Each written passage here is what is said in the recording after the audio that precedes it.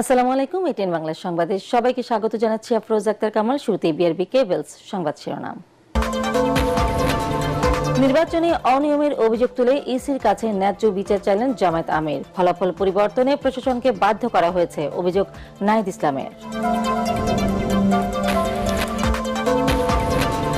নিরঙ্কুশ সংখ্যাগরিষ্ঠতা নিয়ে সরকার গঠন করতে যাচ্ছে বিএনপি। ইতিহাসের সেরা নির্বাচনী সাফল্যে বিরোধী দলের জামায়াত।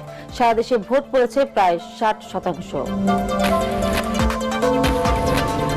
ভূমিধস বিজয়ে শুকরিয়া জানিয়ে সারা দেশে বিশেষ দোয়া মোনাজাত। তারেক রহমানের নির্দেশে বন্ধ বিজয় উদযাপন।